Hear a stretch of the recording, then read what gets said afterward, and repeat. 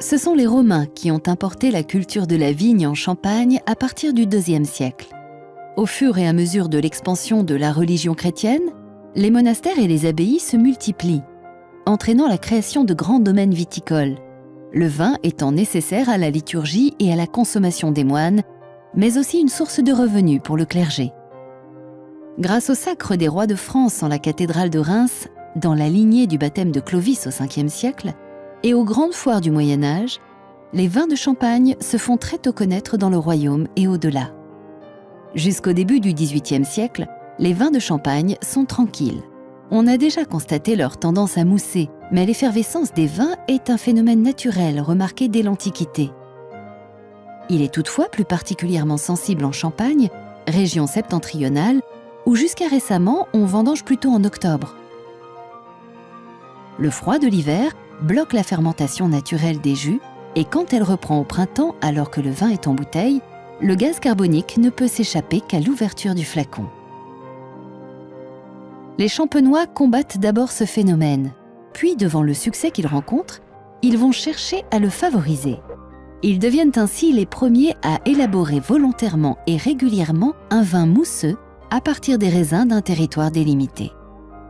Pour cela, ils vont mettre au point une succession d'innovations techniques afin de comprendre et maîtriser cette effervescence naturelle alors que les principes de la fermentation alcoolique ne sont pas encore connus. Pressoir et méthodes de pressurage adaptées, assemblage raisonné, prise de mousse, techniques et matériel de remuage, de dégorgement, de bouchage et tant d'autres ont vu le jour en Champagne, inventés pour produire le premier vin mousseux de l'histoire.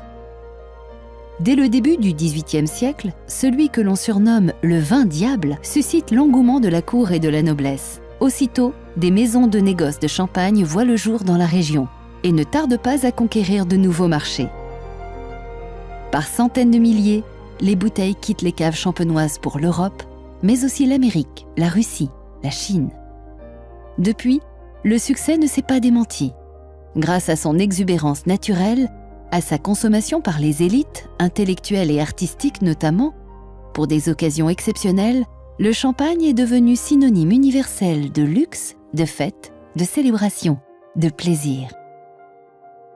Aujourd'hui, les coteaux, maisons et caves de Champagne sont inscrits sur la liste du patrimoine mondial de l'UNESCO, en reconnaissance de la singularité de la terre de Champagne, du savoir-faire des vignerons, transmis de génération en génération, mais aussi du patrimoine technique et agro-industriel qu'il a fallu concevoir et bâtir pour élaborer ce vin unique, désormais exporté dans le monde entier.